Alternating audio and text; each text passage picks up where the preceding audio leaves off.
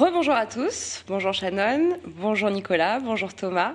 Je suis ravie de vous recevoir dans ce choc des titans autour d'un thème qui me tient particulièrement à cœur en tant que coach produit, c'est construire un orga comme un produit. Est-ce la clé de la réussite ? L'intention de cette table ronde aujourd'hui est qu'on partage nos expériences, des conseils concrets, mais surtout la réalité du terrain, qui est la réalité la plus importante.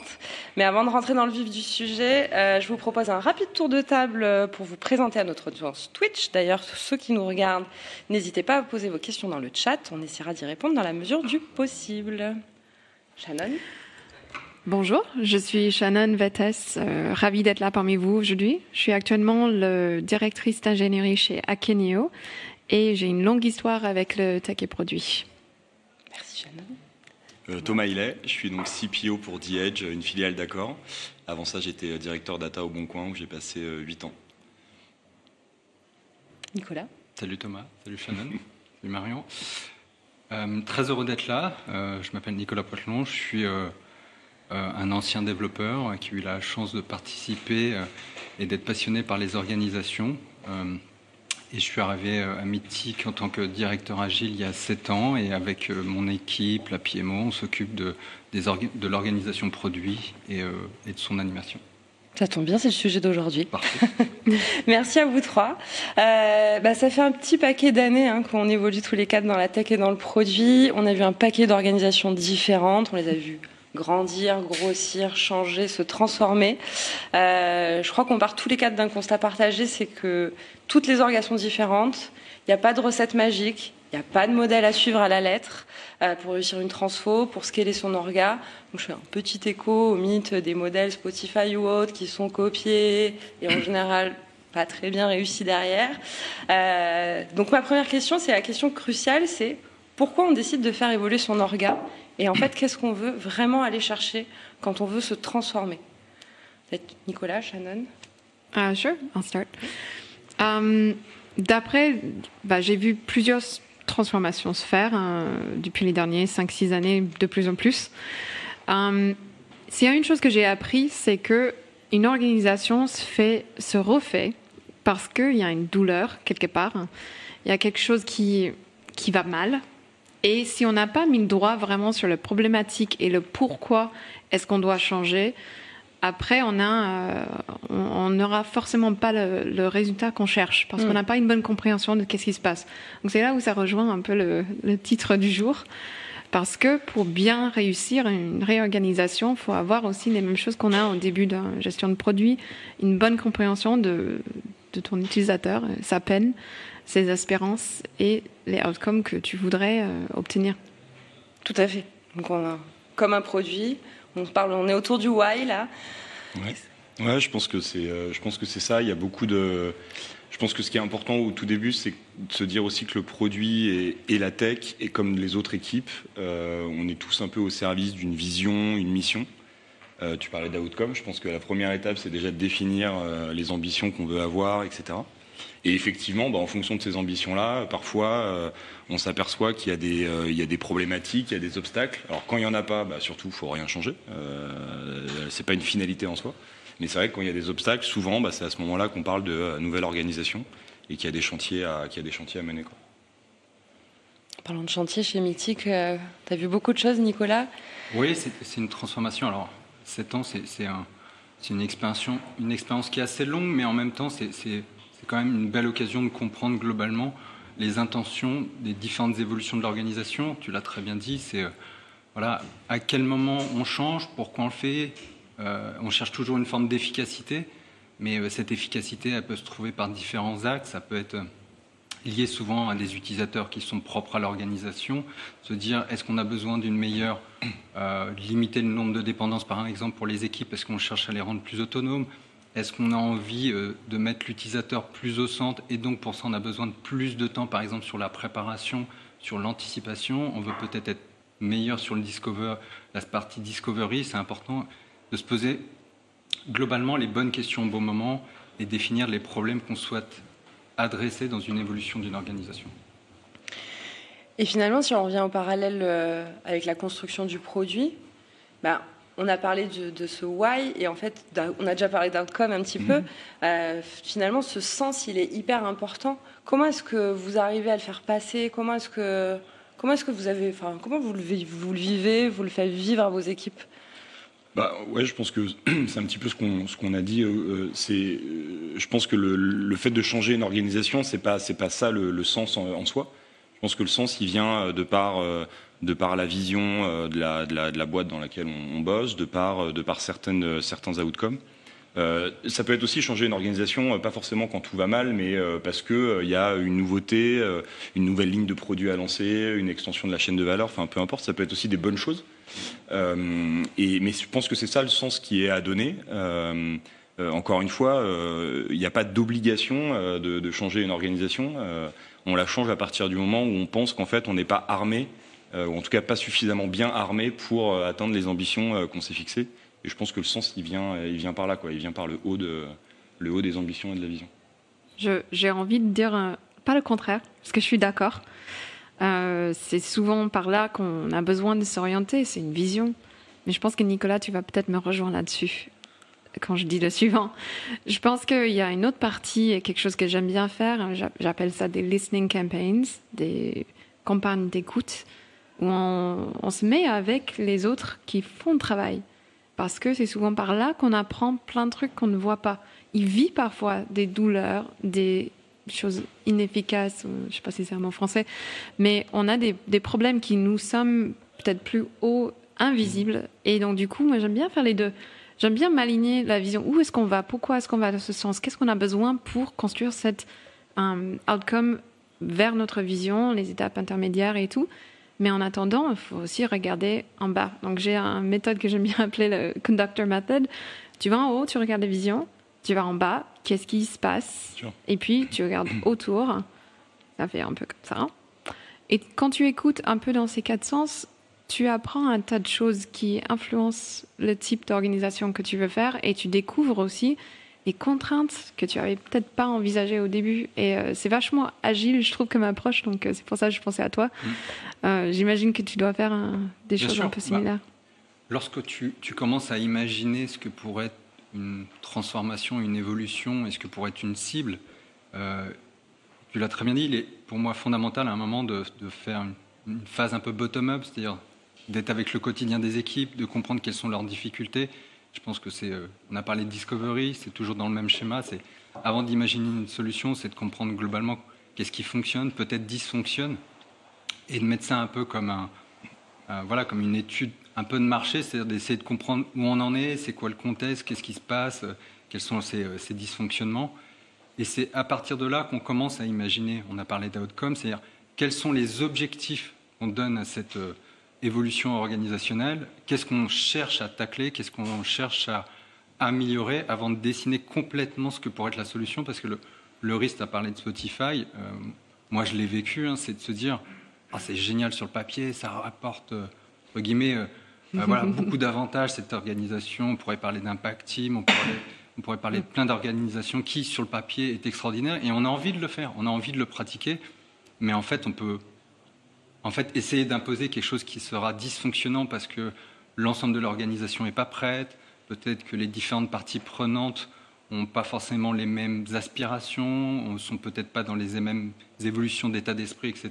Et donc d'être très proche de nos futurs, entre guillemets, utilisateurs, puisqu'on parle de produits en tant qu'organisation, c'est de bien comprendre quelles sont les aspirations, quelles sont les problématiques qu'on souhaite faire, et surtout, quand on parle de démarche produit, c'est qu'on soit capable de définir une trajectoire, une vision, mais aussi les étapes qui sont intermédiaires, c'est-à-dire d'avoir une vision un peu itérative.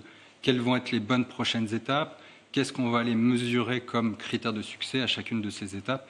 Et de pouvoir construire cette histoire collectivement et pas juste une espèce de transformation presque un peu Big Bang qui ferait qu'à un moment on pourrait perdre des gens et l'histoire qu'on essaie de vivre avec eux. C'est évident qu'il faut que ça vraiment corresponde à la réalité des équipes, et je pense que c'est là où il y a le parallèle vraiment le parallèle avec le produit.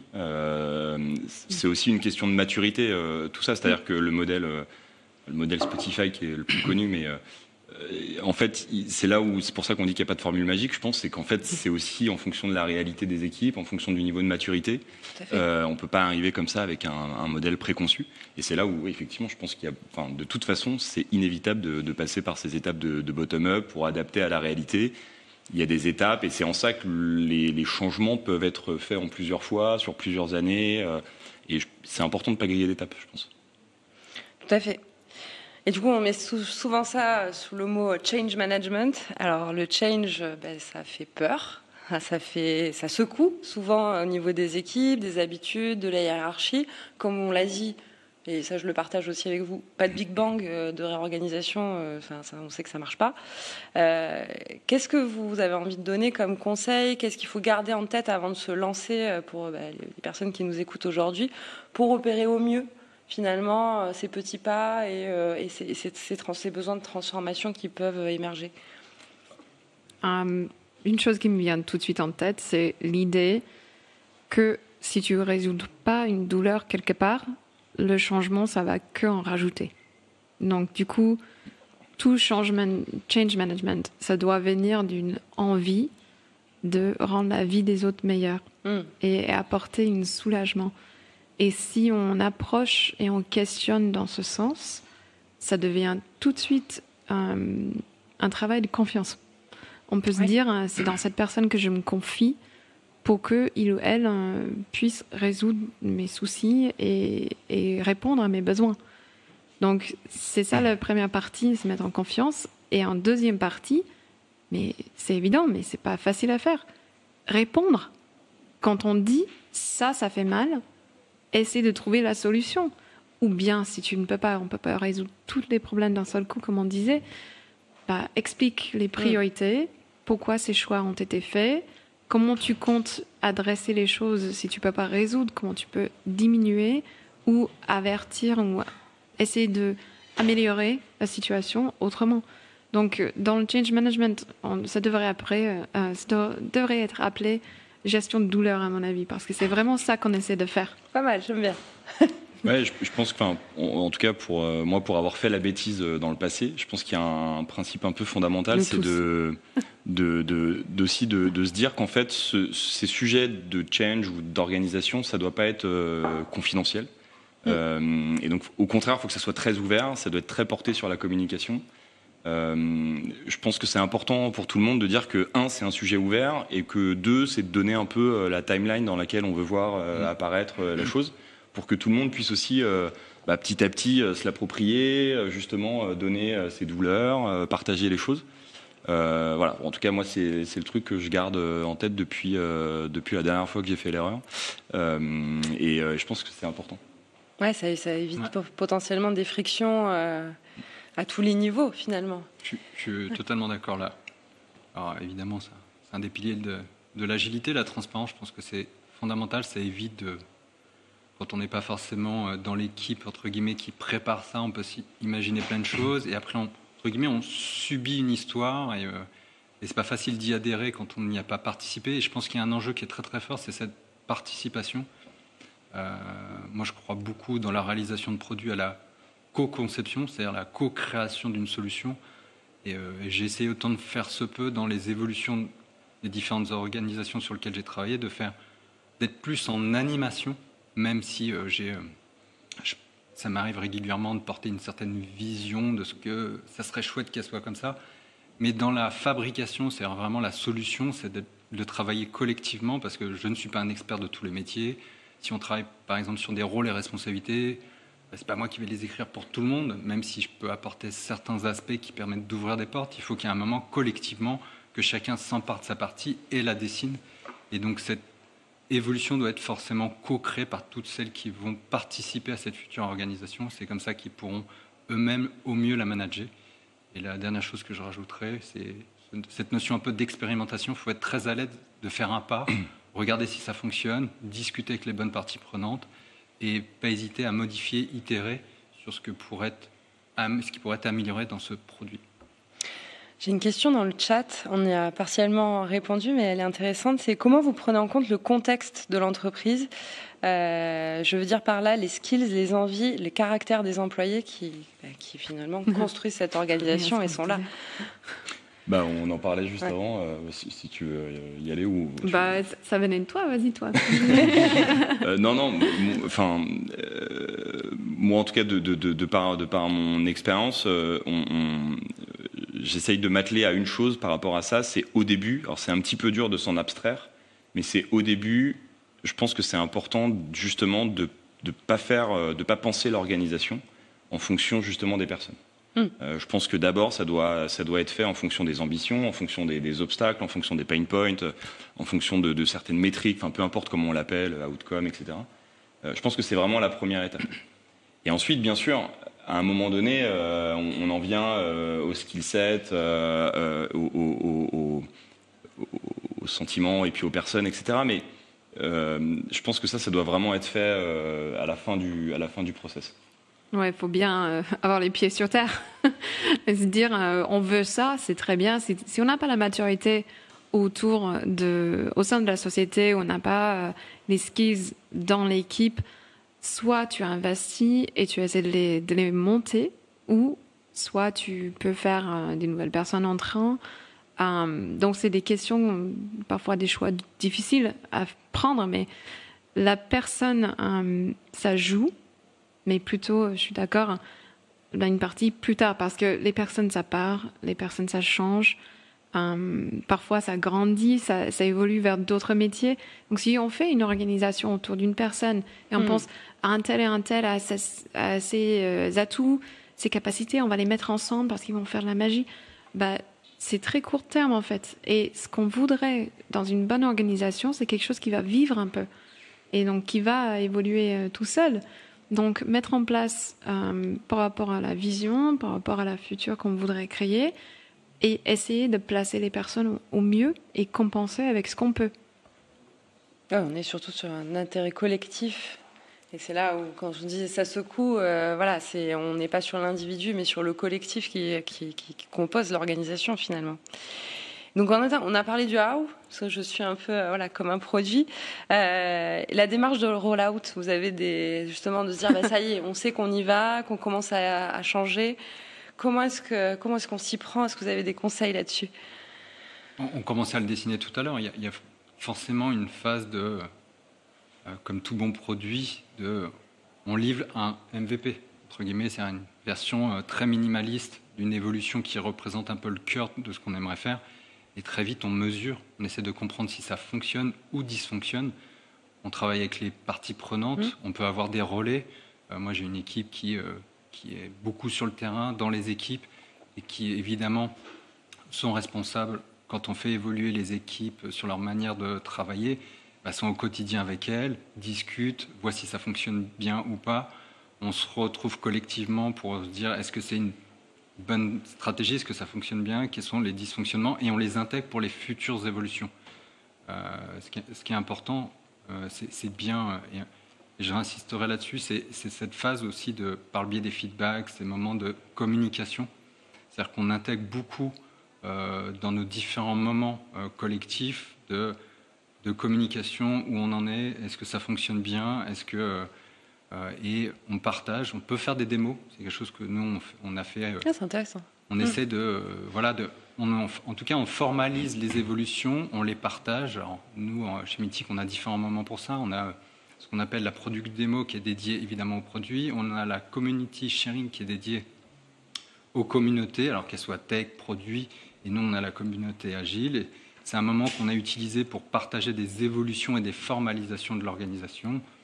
Et on a aussi mon équipe, quand on fait des évolutions et on anticipe des fortes évolutions, on a des moments avec la direction de partage où on suit comme un bon produit. On avait prévu de faire ça, voilà globalement les KPI où ils en sont, les feedbacks de nos utilisateurs, est-ce que ça marche pas, quelles vont être les bonnes prochaines étapes. Et c'est important aussi, entre guillemets, d'acheter ce sponsoring. Parce que dans une transformation, ce qui est important, c'est souvent des transformations qui sont systémiques, avec une vision un peu holistique, mais il faut que toutes les parties prenantes, donc il y a ceux qui sont très souvent très impactés au quotidien, c'est-à-dire souvent les équipes produits ou un peu à l'échelle dessus, mais même la direction a un rôle à jouer. Et il faut que ce niveau de communication et de sponsoring se soit fait à tous les étages. C'est important d'avoir aussi leur propre feedback et leur adhésion pour des futures évolutions. Tout à fait. Ça commence j'allais en venir à quels indicateurs on suit pour s'assurer qu'on va dans la bonne direction.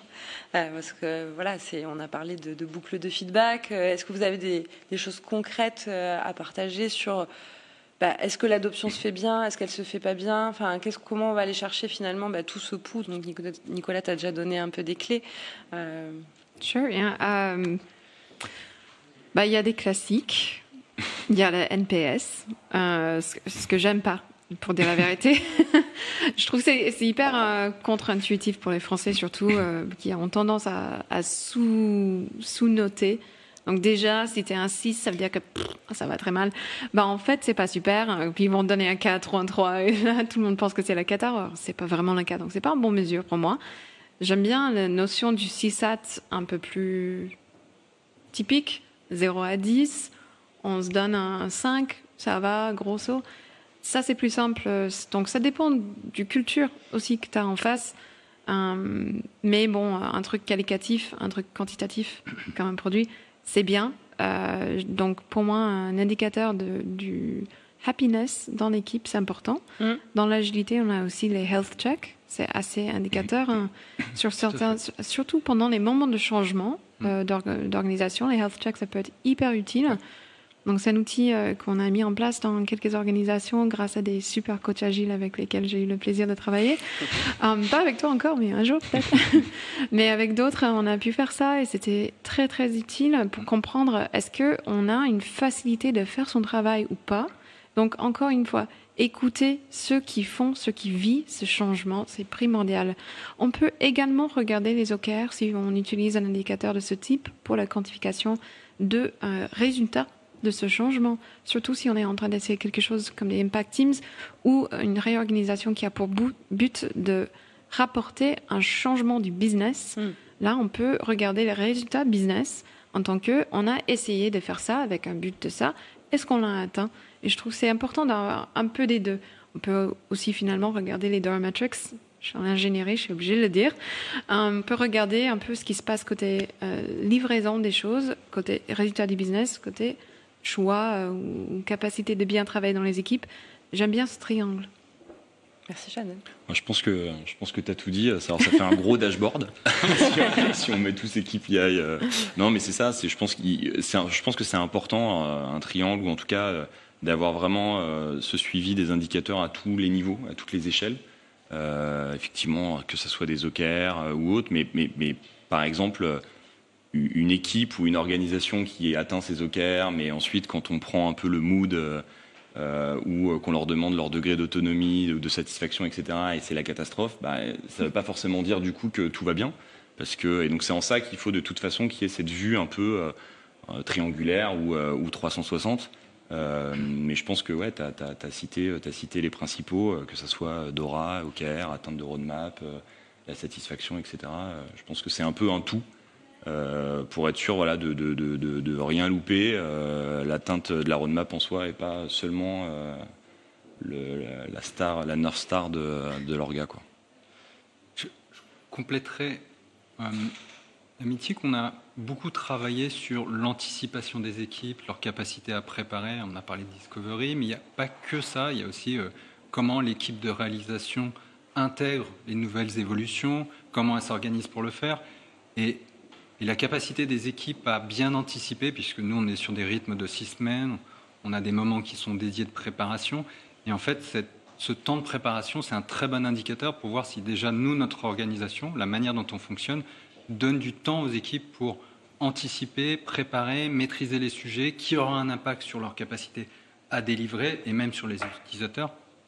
Donc il y a des indicateurs presque quantitatifs sur est-ce que tous les sujets ont pu être bien anticipés, bien préparés sur un niveau de qualité à maîtriser, mais c'est quelque chose qui, en fonction des évolutions, peut être intéressant de mesurer. Et le dernier point, on en a parlé tout à l'heure, c'est la machine à café. C'est hyper important. Oui. Discuter avec tout le monde, avec les différentes rôle dans l'organisation. C'est des moments un peu informels, mais où on se dit plutôt des choses de manière assez transparente. Et c'est important de prendre le pouls, la vie des gens au quotidien. Et l'avantage du café et du modèle un peu informel, hein, ça permet d'aller soulever un peu plus facilement le capot et d'avoir une discussion un peu plus transparente sur... Elle est un peu chiante, la transformation, quand même. D'où le fait que le full remote, c'est quand même vachement compliqué dans ce genre de sujet. Parce qu'il y a un point commun qui revient là beaucoup dans la discussion qu'on a, c'est qu'en fait, c'est avant tout de la communication, quoi. Quand on parle de machine à café, de boucle de feedback, etc. Et en fait, faut juste pouvoir s'en parler, quoi. I love. Dans le full remote, on a dû trouver des solutions pour cela, justement. Ce qui est difficile dans cette conversation, c'est comment créer la confiance pour avoir une bonne feedback, en fait. C'est pas évident quand t'as pas une machine à café face à toi. Et c'est aussi très français, cette notion de on a besoin de la machine, tu vois. Donc, du coup, on n'a pas toujours ça dans d'autres cultures dans lesquelles j'ai eu la chance de travailler en dehors de la France. Et ce qu'on a appris, c'est que le full remote est un niveau de confort aussi culturellement. Donc du coup, ce que j'ai pu remplacer pour cette machine à café, quand tu n'as pas cette occasion, quand tu as quelqu'un, tu veux créer de la confiance, j'adore un anonymous survey. Il y a quelque chose de très réconfortant dans l'anonymité, où on peut lancer une question, et tout le monde comprend que le seul but, c'est d'avoir la vraie avis. Et donc, du coup, c'est pour ça que j'insiste sur le fait qu'on ne dit pas les noms, peut-être l'équipe, mais c'est là où ça s'arrête. Et des systèmes souvent en interne pour mesurer le bonheur, entre guillemets, du workforce, ça peut être très compliqué parce qu'on peut toujours faire un peu « Ah ouais, c'est un machin » ou un bidule qui n'est pas content. Donc, du coup, j'aime bien leur donner le choix, surtout dans les phases de réorg. Je ne vais pas mesurer qui a dit quoi. Je veux juste savoir est-ce que ça va ou est-ce que ça ne va pas. Et si ça ne va pas, pourquoi est-ce qu'il y a un problème. Donc, l'anonymité, c'est la clé de mon succès dans ces cas. Ouais, je suis d'accord avec ça. Alors, même si on en parlait juste avant, mais la différence entre, je trouve, un survey ou cette image de machine à café, la grande différence, je pense, elle est au niveau de la spontanéité. C'est-à-dire que le survey, déjà, ça veut dire que c'est toi qui l'envoies, ou en tout cas... Donc c'est quelque chose de déclenché, quoi. Là où en fait le couloir, le matin, le café, etc. C'est du feedback un peu en continu, de la communication qui s'inscrit en continu. Et en tout cas moi c'est pour ça que je disais juste avant que je suis pas hyper fan du full remote, mais après c'est quelque chose de très personnel. Ouais, ça se facilite beaucoup pour ceux qui sont là, mais pas du tout pour ceux qui ne sont pas. Et c'est pour ça on a de plus en plus de monde hybrid. Et il faut qu'on s'y mette. Avec cet inconfort, il faut qu'on accepte que les couloirs, ça n'existe pas partout. Et si on veut de l'equity, si on veut accès libre à l'information et pas à ceux qui sont à ce moment chez la machine à café, il faut qu'on trouve d'autres moyens pour faire la collecte. Donc du coup, c'est pour ça aussi, j'ai vécu très longtemps dans le full remote. Donc du coup, mon expérience est différente que la tienne. Et j'ai souffert du fait que je suis pas là aujourd'hui, j'ai raté un tel info, j'aurais bien aimé savoir ce qui se sont dit. Donc c'est pour ça que j'aime bien, en quelque sorte, j'ai un confort avec cette formalisation pour pouvoir justement permettre à ceux qui sont pas au moment exact pour entendre le truc, l'occasion de entendre la mauvaise nouvelle si on a besoin de ça. Donc du coup, j'adore ça, c'est facile. Quelle facilité quand t'es là et quelqu'un te dit un truc. It's like being, like this. Mais c'est difficile quand t'es pas là et après tu rates le coup. Donc ça a ses avantages et ses inconvénients. Est-ce qu'il y a des choses qu'il faut vraiment éviter à tout prix de vos expériences quand on initie un changement d'orga? Je pense aux antipatterns, je pense à plein de choses. Qu'est-ce que vous avez envie d'adresser aujourd'hui? Il y a tellement de choses. Battle stories are coming up. Non, on l'a dit, le Big Bang, évidemment. Ne pas intégrer la co-conception, on l'a dit tout à l'heure. Ça, pour moi, c'est fondamental. Je pense que c'est des moments où l'évolution doit être je parlais de vision un peu systémique. En fait, une erreur à pas faire, et qu'à un moment, moi, je suis allé un peu vite parce que j'étais passionné, je croyais forcément que c'était génial et que ça allait être la révolution. C'est quand on oublie une partie de l'organisation. Et ça, c'est l'erreur à pas faire, c'est de ne pas avoir une vision où globalement, une organisation, on se dit tiens, on va aller travailler sur une partie, mais en fait, tout est relié, tout est un lien, que ce soit d'un point de vue sur les rôles, sur des dépendances, sur du pilotage, ne serait-ce que la direction sur une organisation, elle a une influence sur l'ensemble de l'organisation. Et donc, c'est une partie prenante qui, en fait, fait partie de l'organisation. Et donc, voilà, c'est quand on manage une évolution, il faut essayer au maximum d'avoir une vision très large, d'avoir une forte communication, donc hyper communiquer, même peut-être sur des détails, et surtout être très à l'aise de faire des petites étapes. Alors par moment, c'est pas toujours possible parce que on sait que si on va aller sur cette trajectoire, à un moment, on va devoir faire un switch peut-être un peu fort. Il faut l'accompagner, donc il faut être très présent.